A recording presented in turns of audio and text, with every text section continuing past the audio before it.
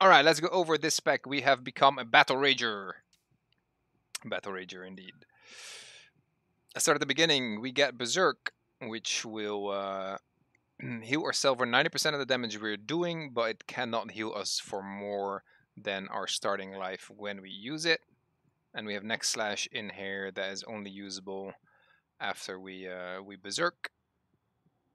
It's just a big damaging ability. We have the passive cluster in here, more stats. Down here we have Bloody Swipe, which is an execute ability. It buffs our basic attack damage. Don't really care about that one in here. We have Arcing Slash, does some damage. The important thing in here is the Whirlwind. Applies bleed all around us. We have Demolish Armor, 20%. Physical mitigations down, deals some damage. Another passive nodes in there. We have Cast Net, a really good one. It throws a net at somebody, roots them, dismounts them, and then we get to use it again to pull them in. We have Unstoppable in here. Whenever we get hit by a range attack, we get 10% damage reduction. Gift of Blood will heal us for 100 every time we apply a bleed. We have the Colossus Smash, which is a 20-meter gap closer with a stun when we connect. Then the promotion class, the Battlerager, as a melee defense. We get extra health, extra resist all, and we get to wear plate. When we use Whirlwind, we get a barrier. When we use the Next Slash, we will heal when used against a bleeding target. And then the Berserk no longer heals with damage done, but now it heals all damage taken every second. But it will not prevent me from dying in between these ticks of heals. At the end of it, all the damage that I have been healing up comes back to me in the form of a crash.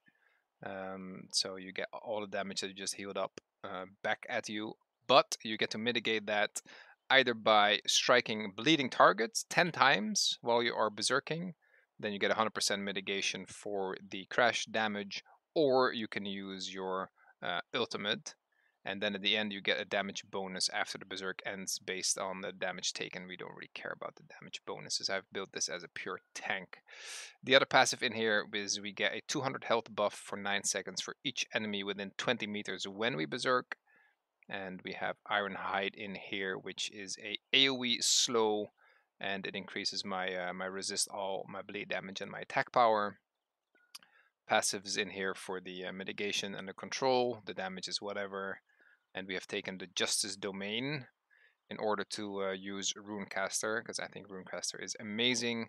It deploys a runic symbol, increasing allies resist all by 2,000. The duration is 2 seconds if you exit the area, but if you're in there, it just stays on. And the reactive barrier, a chance for attacks to give me a force shield, increasing my attack power and support power. And then we have a Scrapper in here as a little bit of a buff. The attack power, again, don't really care about it, but we get 10% personal damage mode. That means 10% damage reduction. And when we use a retaliate ability, we knock people down around us. We have Sturdy in here. When we are above 85% health, we take 15% less damage. And we have Reactionary in here for the Furious Retaliate. I don't care about the deadly one, it's for the Furious. So when we retaliate, we get increased Resolve, making CC last a little less long on us.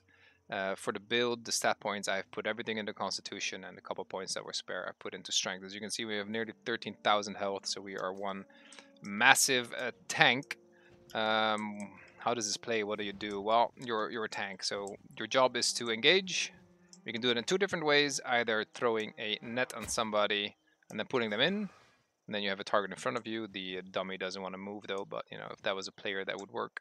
Alternatively, you just jump in there, stun a guy, and then you're in the middle of the enemies. Well, what do you do when you get in here? You want to apply your Berserk first of all. And this little bad boy over here, you can see our HP just jumped by 1k because there's 5 dummies in a 20-meter range. This will make us heal for all the damage that we take.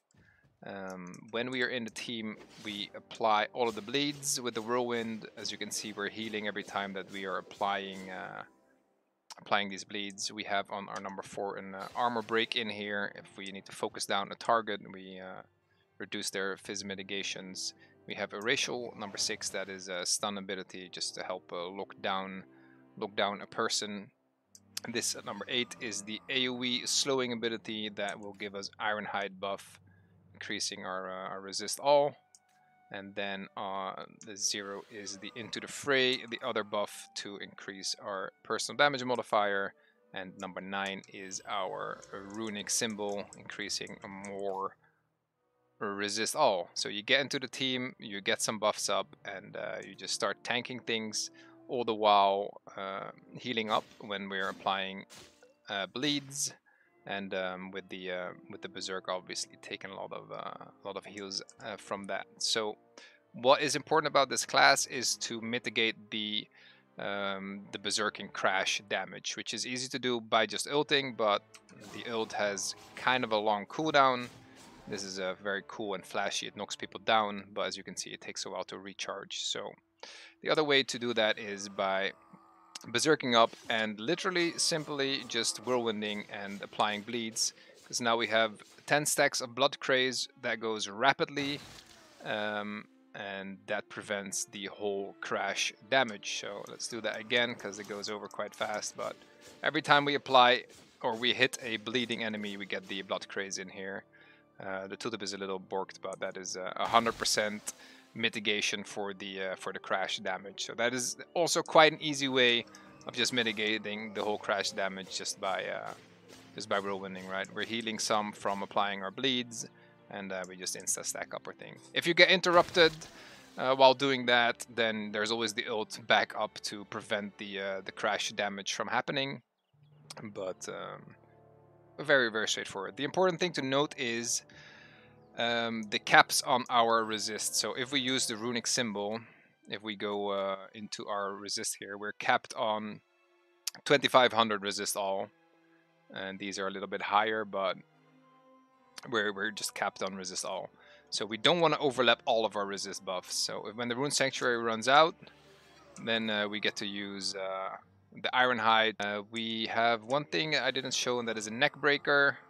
If we apply that on a bleeding target, let's make this guy bleed real quick. Bomb, and that heals us for roughly 800 health. We only get to use that once when we berserk, but it is a powerful attack, and you know there's a heal in here, so that's kind of nice. Like running around with like 14k hit points before any kind of group buffs is pretty heavy. So it's a good guy to just get into the team, apply some debuffs, and just take a lot of damage while you're CCing some things.